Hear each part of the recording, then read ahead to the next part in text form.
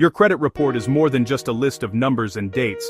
It is the financial story of your life. It tells lenders about how you handle money. It tells landlords about how you handle money. It tells even some employers about how you handle money. This document holds the key to big life moments. Buying a home, getting a car loan, renting an apartment. A good credit history can open doors and save you money with lower interest rates. Because it is so important, you must ensure the story it tells is accurate.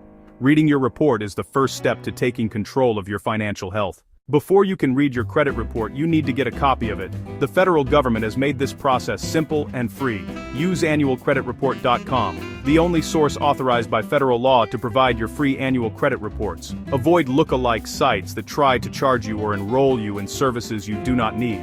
Through one portal, request your reports from Equifax, Experian, and TransUnion. It is smart to get all three at once, since lenders may pull any one of them, and errors can appear on just one. Online is the fastest method. Click to request your free reports. Enter your full name, current and previous addresses, date of birth, and social security number to verify identity.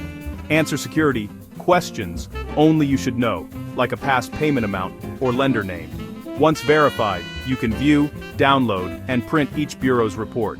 Save digital copies and consider printing for notes.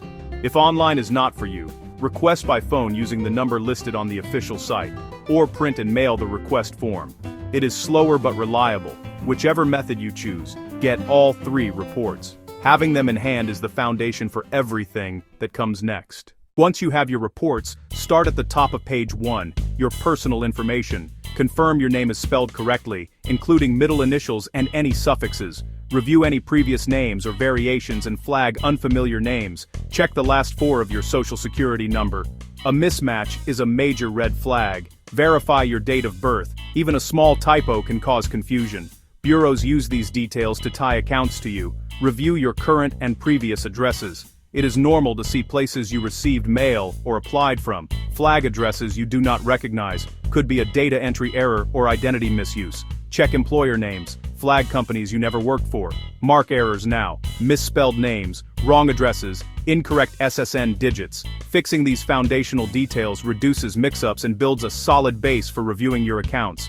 An identity error here can explain accounts that do not belong to you. With personal data accurate, move on to your account history.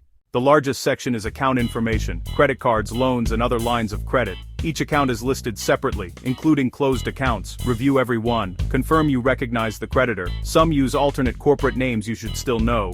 Account numbers are typically truncated for security. Identify account type, revolving card, auto loan, mortgage, or student loan. Check the date opened against your records. It affects your credit age. Review current balance, and for cards, the credit limit. For loans, the original amount. Compare these numbers to your latest statements. Big mismatches may signal errors or fraud. Examine the payment grid for on time and late codes. OK means on time. 30, 60, or 90 indicate how late a payment was. Late entries can be wrong. Verify them against your records. Payment history is a major scoring factor. Flag any discrepancies before you move on. Each account shows an account status, a quick summary of its health. Best status, current or paid as agreed, you are up to date. Late 30, 60, 90 shows how far behind you are. The later the worse for your score. A single 30-day late can cause a noticeable drop. 90 days late is very serious. Closed accounts can be by you or the creditor. That distinction matters. Double-check statuses, especially if you believe you paid on time. Understanding these terms is essential to seeing your overall credit picture. Charge-off is one of the most damaging statuses, but it does not erase the debt. It is an accounting move. The lender writes it off as a loss after prolonged non-payment. Often around 180 days late triggers a charge-off. A charge-off can remain on your report for up to 7 years. You still legally owe the money after a charge-off. Collections involve either a hired collector or a debt buyer. Option 1, hired to collect. Option 2, debt is sold to a buyer for pennies on the dollar. A new collection entry usually appears under the agency's name. You might see both, the original account as charge-off and a separate collection account. Verify the original creditor, the collector, dates, and amounts to understand the full story of that debt.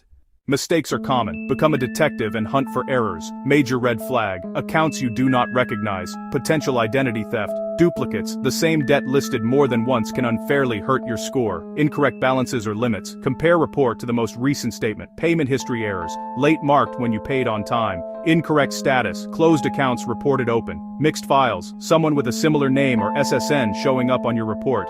Keep a running list. Mark every entry that looks wrong, inaccurate, or unfamiliar. Start with dates. Date opened affects your credit age. Date of last activity reflects the last payment or charge. Negative items usually stay up to 7 years from the first missed payment, leading to delinquency. If it is older, it may be time for removal. Verify current balances against your latest statements. Ensure card credit limits and high balances are accurate. Limits affect utilization. Utilization is a key factor in your score. For installment loans, confirm the original amount and current balance match your schedule. If a date or balance is clearly wrong, circle it and note why. Mark every questionable item directly on your reports with a highlighter or pen. Add short notes explaining what is wrong and what proof you have. Create a master error list with the creditor, masked account number, and which bureau report it appears on. Gather proof. Statements showing cleared payments, closure letters, correct balances, receipts. For personal info errors, include a utility bill or driver's license. For suspected identity theft, a police report can be powerful. Make copies. Never send originals. Keep your annotated reports and master list together in one organized file. Next, I will show you exactly how to dispute errors the right way.